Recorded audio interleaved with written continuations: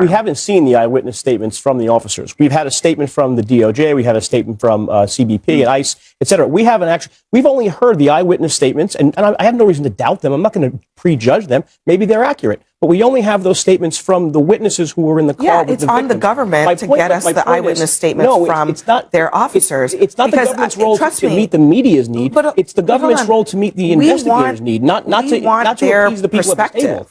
We actually want to know what they say happened. We don't want to appease people on political panels on TV. Aren't getting anything from but this is our government. But this is our government. But they actually do answer to me. Actually, I'm a voter. I'm a citizen in this country and a taxpayer. The proceedings of a grand jury, in all cases, are secretive and deliberative. Right? But we're not just some like willy-nilly observers. It is not the priority of an investigation to make sure people on TV. Who's going to proceed to a grand jury? And just one last point. Two more people have lost their lives during ICE operations in just 1 week. And the debate that followed on CNN quickly turned into one of the most intense exchanges you'll see. A MAGA commentator tried to defend what happened, but then Abby Phillip asked one simple question that completely changed the conversation and left his argument hanging by a thread.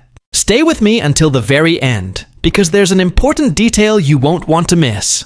And before we dive into the full story, comment where you're watching from, and don't forget to like, share, and subscribe so you don't miss the next one. Now, let's get into it. Good evening, I'm Abby Phillip in New York. Tonight, after 2 deadly ICE-involved shootings and countless questions, the Department of Homeland Security is making changes to its immigration policies. First, ICE is pausing most traffic stops. And second, each ICE arrest team plans to have one agent wearing a body camera. Now, the changes are coming after a week in which ICE officers in Texas killed Lorenzo Salgado Araujo. He's a Mexican immigrant. Days later, in the state of Maine, an agent killed Joan Sebastian Duran Guerrero, who was from Colombia.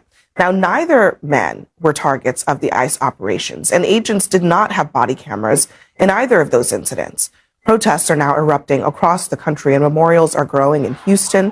Salgado Araujo's son visited the spot where his father died. And in Biddeford, Maine, a witness told Portland Herald that after she heard the gunshots yesterday, she saw a man on the ground and she heard cries from a family, including a child. That witness says that the child couldn't have been more than 3 years old. She was still dressed in her bluey pajamas. People are now leaving bluey-themed stuffed animals to remember her father. Or how unusual and really significant it is that ICE has, as a result of both of these really tragic incidents, they've changed their policy. And frankly, it's a policy that has been problematic from the beginning. In both of these incidents, ICE officers appeared to shoot the driver of a moving vehicle. And in both incidents, it was not someone that they were looking for.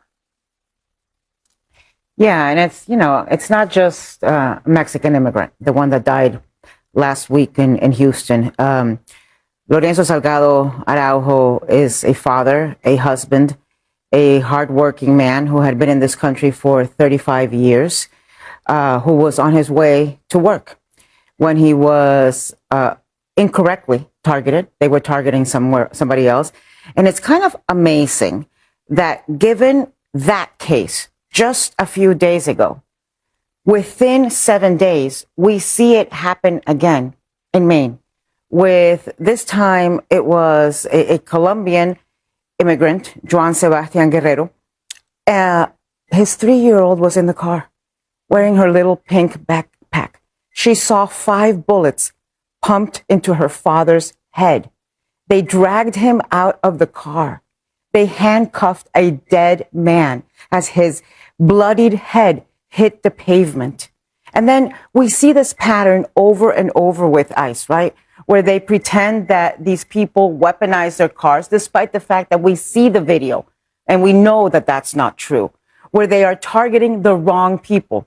Neither of these two had criminal records. And most of the people that are getting detained and deported by ICE, and by most, I mean over 70%, don't have any criminal record. And so supposedly there have been policy changes after Minnesota, when we saw 2 blonde, blue-eyed U.S. citizens killed in the streets of Minneapolis. And now, months later, it's happening again. And it feels, you know what it feels like for a person of color, for Latina immigrant? It feels like we are being hunted down by our government with impunity and absolutely zero accountability. So, I mean, to Anna's point, I mean, the issues with these types of vehicular stops have been there for a long time. And in fact, in this main incident, they said that he was shot because there was a perceived threat to public safety.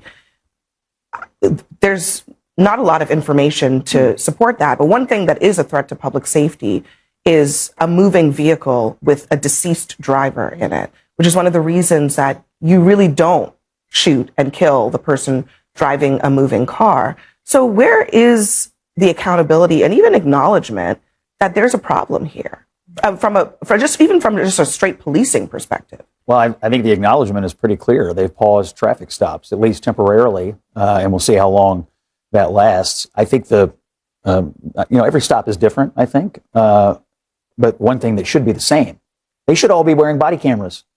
And I know that the provisions have been made to send them body cameras. I know they're going to have at least one body camera on every team. I can't help but think that the repeated shutdowns of the Department of Homeland Security caused a delay in getting these things deployed. But no matter, body cameras here would help the public a tremendous amount. Now, in the case of Maine, there is no video. There is at least one witness who says the person disobeyed repeated commands to stop, but we don't really know. And so I hesitate to jump to conclusions on it, other than to say this: every loss of life in any of these interactions is extremely regrettable. And it's not anything any of us should wish for. But figuring out what happened after the fact should be a lot easier than it is. And it would be made easier if the body cameras were deployed. Scott, there is some video, and there's also eyewitnesses who witnessed the driver saying, "I tried to stop." Eyewitnesses who saw the little 3-year-old in the back of the car. I mean, you are a father.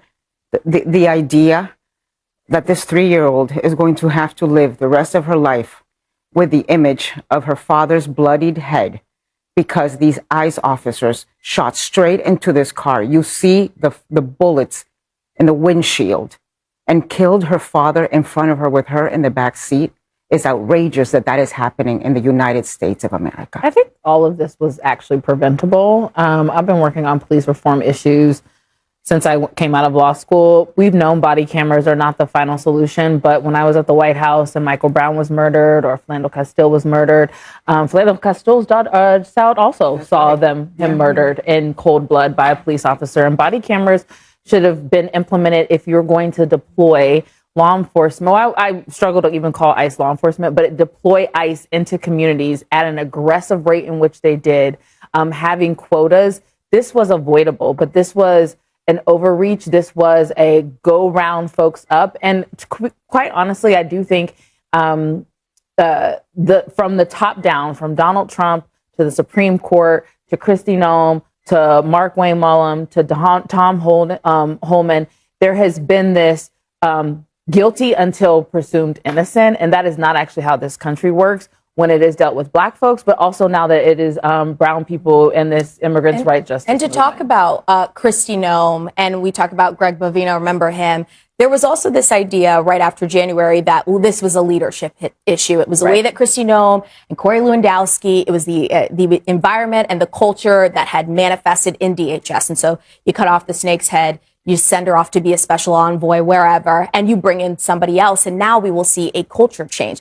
But when you try to amass this many officers in such a short amount of time, and then you set these goals of 2,000 per day, these situations are going to keep happening. I think it's really going to be up to Mark Wayne Mullum to figure out a way to... The other thing I'll just say about that, just real quick, is that we were also told that these things were happening in blue states because Tim Walz or the governor or the mayor in Minneapolis wouldn't help them. This also happened in Texas. So this is not about where these things are happening. This is about the policy that is being implemented by this government is aggressive and will cause people to lose their lives. It is actually an important point because in Texas, it wasn't just that it happened in Texas.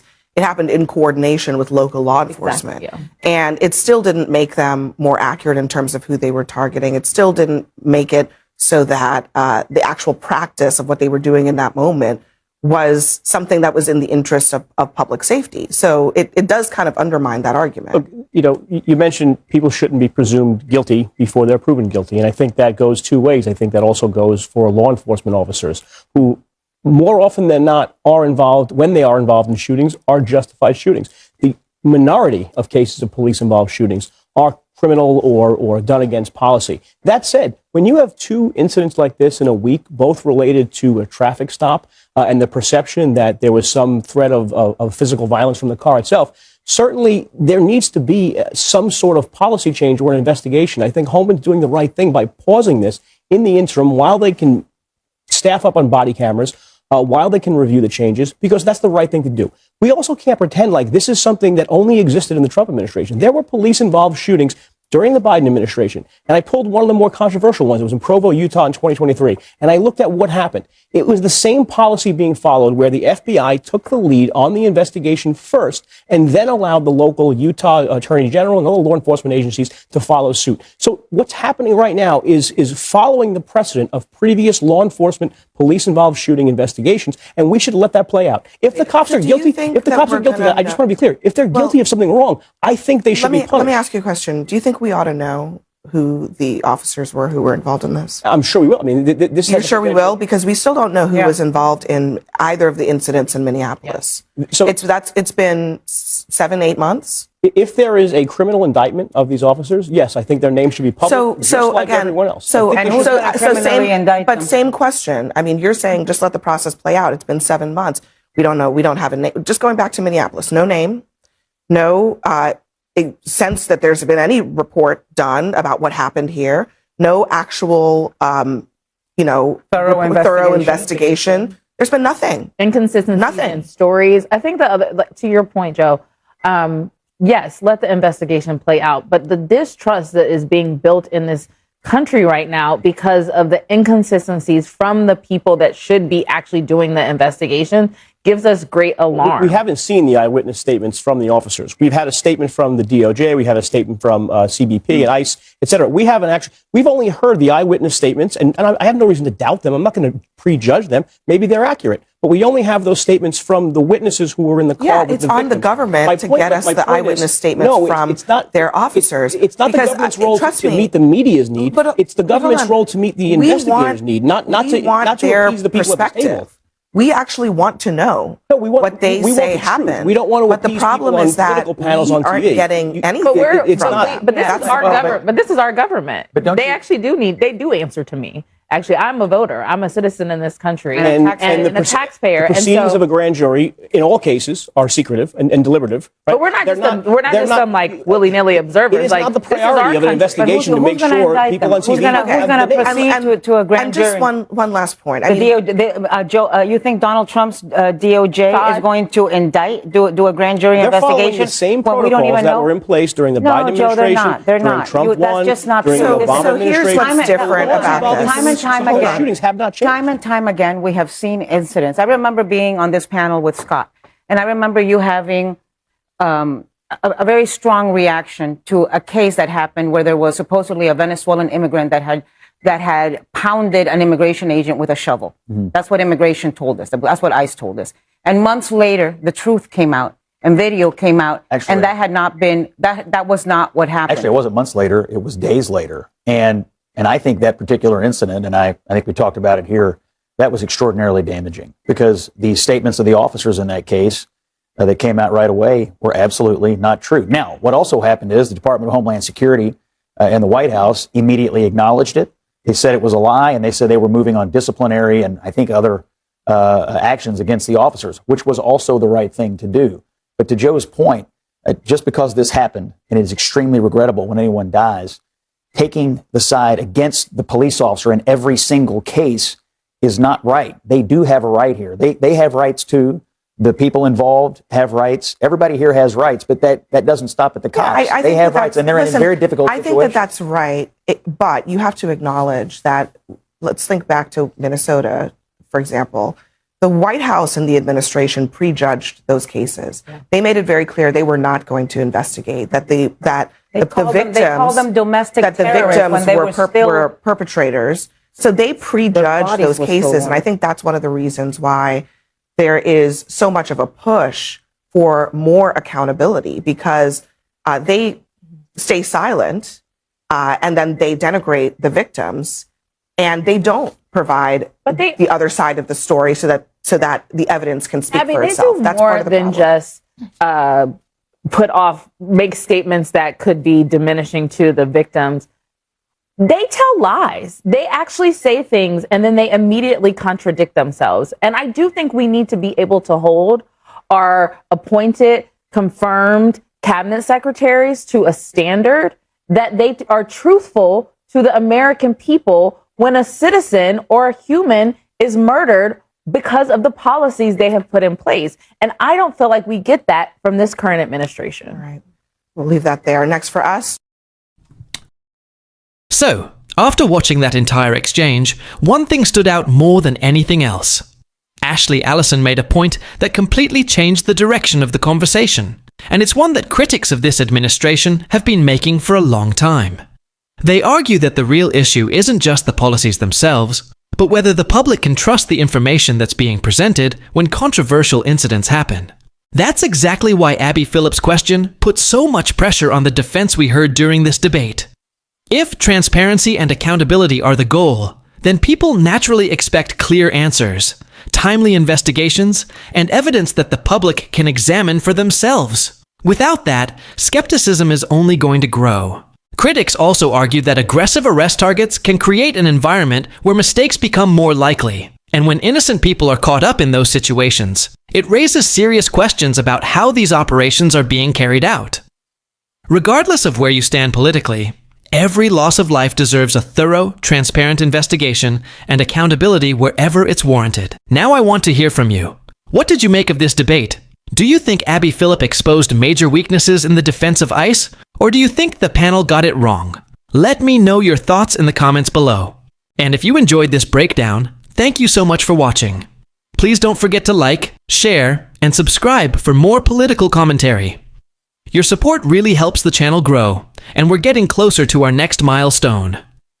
Thanks again for watching, and I'll see you in the next one.